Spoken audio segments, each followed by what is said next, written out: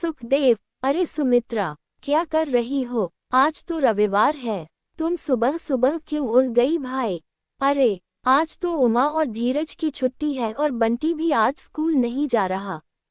सुमित्रा, अरे, वो रात को धीरज उमा से कह रहा था कि उसने बहुत दिनों से मूंग की दाल के चीले नहीं खाए, तो उमा के पास एक ही संडे होता है जब वो अपने दूसरे काम निपटाती है। तो उसने मुझे कह दिया था कि मैं उठकर बना दूं।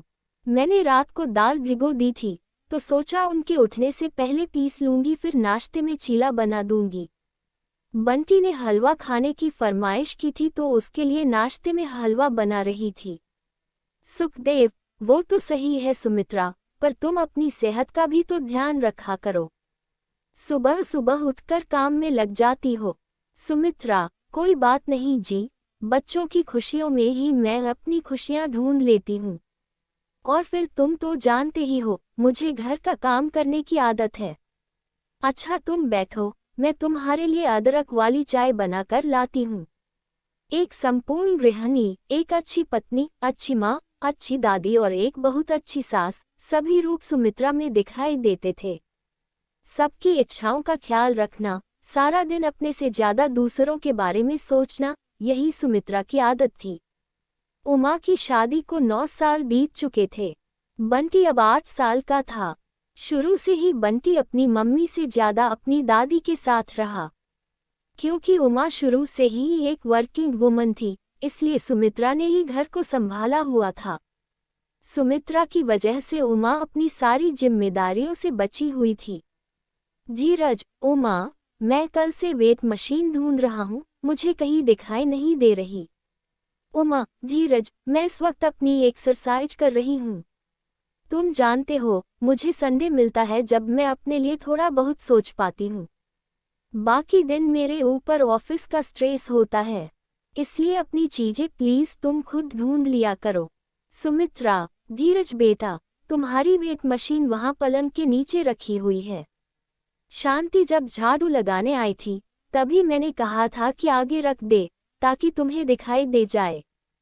धीरज, ओह हाँ उमा, तुमने ही तो बैग के नीचे रखी थी। तुम्हें कुछ भी याद नहीं रहता। अच्छा छोड़ो, मेरे लिए एक बनाना शेक बना दो। उमा, प्लीज धीरज प्लीज, तुम खुद बना लो ना, मेरी एक्सरसाइज बीच में छूट जाएगी। और हाँ, हो सके तो मेरे लिए प्लीज एक कप ग्रीन टी भी बना लेना। धीरज, जब तुम मेरी बात नहीं सुनती तो मैं क्यों सुनूं? अपने आप बना लो। सुमित्रा, अरे रे, तुम दोनों आपस में क्यों झगड़ रहे हो?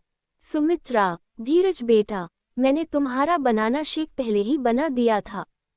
और बहू, तुम्हारी ग्रीन टी के लिए मैंने पानी उबालने रख दिया है, मैं लेकर आती हूँ। उमा, थैंक यू माँ जी। अच्छा माँ जी, मुझे एक हेल्प चाहिए थी। आज मेरी सहेलियाँ काफ़ी समय बाद मुझसे मिलने आ रही है, तो आप उनके लिए कुछ चाय पकौड़े का इंतजाम कर सकती हैं। उद्धरण चिन्ह। सुमित्रा, अरे, चिंता मत करो, मैं बना दूंगी। इसमें परेशानी की क्या बात है? सुमित्रा, धीरज बेटा, तुम नहाकर आओगे तो तुम्हारे लिए गरम गरम चीले बना दूंगी। सुमित्रा ऐसे ही चुपचाप सबकी फरमाइश पूरी करती रहती थी। शाम को उमा की सहेलियां मिलने के लिए आती हैं। उन सब के बीच सुमित्रा अकेली ही खातेदारी में लगी रहती है। सुखदेव, सुमित्रा तुम कब तक अकेली करती रहोगी? बहू को आवाज लगा लो, चाय वगैरह वो भी बना सकती है। तुम जब तक पकोड़े तल रही हो तब तक बहू चाय डालकर ले आएगी। उद्धरण चिन्ह। सुमित्रा, अरे नहीं नहीं, अच्छा नहीं लगता। बहू सबके बीच उठकर आएगी तो परेशान होगी, मैं ले जाऊंगी। अच्छा ये पकौड़ा चखकर तो बताओ कि नमक कैसा डला है। सुखदेव, सुमित्रा ये गलत बात है। तुम थोड़ी बहुत काम की जिम्मेदारी अब बहू को भी देना शुरू करो। वो तुम्हारे भरोसे कुछ भी नहीं करती है। सुमित्रा, कोई बात नहीं, बहुएं भी तो बेटी की तरह होती हैं। उमा भी मेरी बहू नहीं, बेटी की तरह है। अच्छा मैं चाय लेकर जाती हूँ। सुमित्रा सबके लिए चाय लेकर जाती है, पर वो उमा और उसकी सहेलियों के बीच हो रही बात को सुन लेती है और उसके कदम दरवाजे पर ही रुक जाते हैं और आंखों से आंसू छलक आते हैं। सहेली, हाँ यार, ये तो बिल्कुल सही कह रही है। मेरे घर कल बुआ जी और फूफा जी आ गए। मेरी रोटी बनाने वाली ने तो छुट्टी कर ली। सारा खाना मुझे बाहर से मंगवाना पड़ा। उद्धरण चिन्ह। उमा, तभी तो मैं अपने आप को बहुत खुशकिस्मत समझती हूँ। मेरी सास तो सारे का सारा घर का काम कर लेती है। बस करना ही क्या है, मीठी मीठी बातें करके माँ जी कह दो, मिनटों में सारा काम कर देती हैं। मेरी सास को न मीठी मीठी बातों से बेवकूफ़ बनाना बहुत ही आसान है। अपनी बहू के मुंह से इस तरह की बातें सुनकर सुमित्रा के हाथ पांव लड़खड़ा जाते हैं और वो बड़ी मुश्किल से अपने आंसुओं को छुपाकर ड्राइंग रूम में जाती है। उमा, अरे माँ जी, चाय ले आई। उद्धरण चिन्ह। उमा, पता है तुम सबको, माँ जी के हाथ की अदरक वाली चाय बहुत ही स्वादिष्ट बनती है और खासकर पनीर के पकौड़े। सुमित्रा, बहू, और पकौड़े चाहिए तो आवाज लगा देना। सुमित्रा रसोई में चली जाती है। अगले दिन सुमित्रा के हाथ में एक अटैची थी जिसे देखकर उमा और धीरज हैरान रह जाते हैं। धीरज, माँ, आप कहीं जा रही हो? सुखदेव, बेटा, तुम्हारी माँ अपने मायके जा रही है। बोल रही है भैया भाभी से मिलने का बहुत मन है। तो मुझे लगा कुछ दिन तुम्हारी माँ को आराम भी मिल जाएगा और अपने भैया भाभी के पास रह भी लेगी। क्यों, ठीक है न? सुमित्रा, हाँ, दीपिका की शादी के बाद वहाँ रहना ही नहीं हुआ और जल्दी जल्दी में शादी खत्म करके हम सब लौट आए थे, इसलिए रहने को नहीं गई। 1 महीने के लिए जा रही हूँ। 1 महीने बाद लौट आऊंगी। उमा, 1 महीना?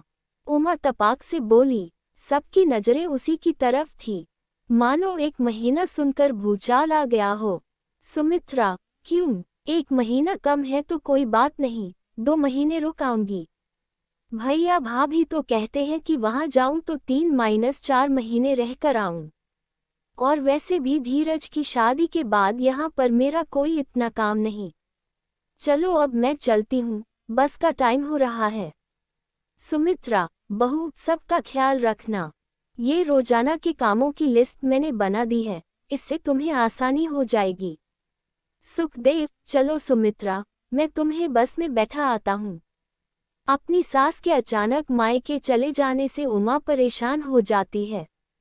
उसके ऑफिस का टाइम हो रहा था और उसके हाथ में काम की लिस्ट थी। रसोई में खाने के लिए कुछ भी नहीं बना था।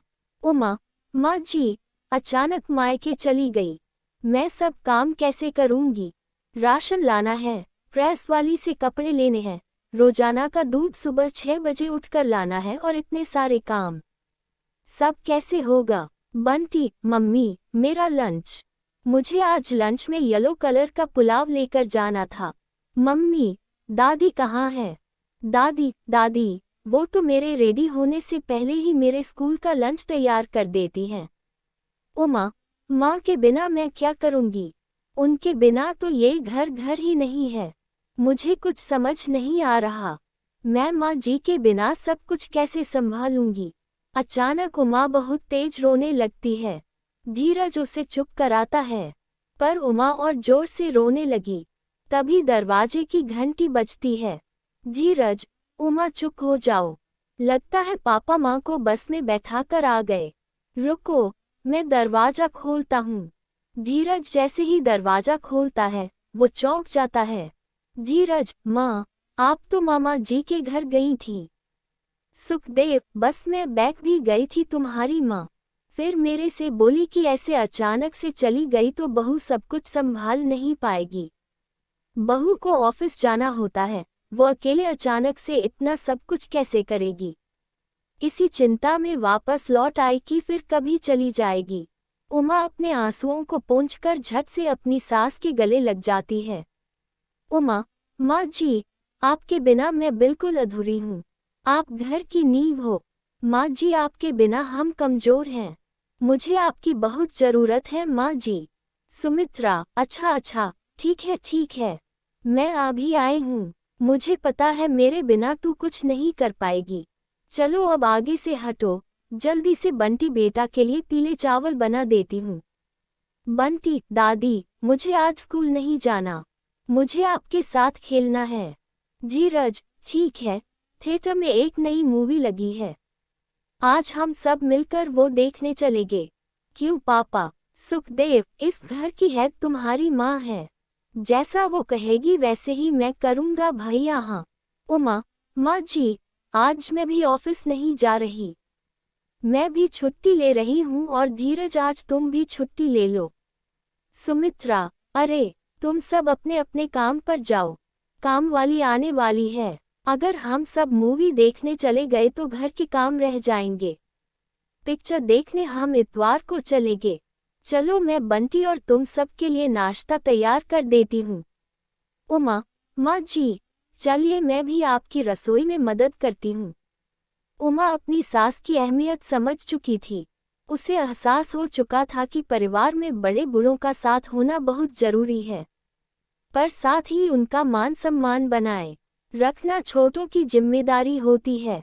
दोस्तों, आपका क्या कहना है कमेंट करके जरूर बताना, और वीडियो अच्छा लगा तो वीडियो को लाइक और चैनल को सब्सक्राइब जरूर करें। ये कहानी आपको इसलिए सुनाई जाती है ताकि आप लोग इन कहानियों में से कुछ न कुछ सीख सको और अपने जीवन में उस चीज़ को अप्लाई कर सको। मिलते हैं किसी नेक्स्ट वीडियो में, तब तक के लिए बाय बाय।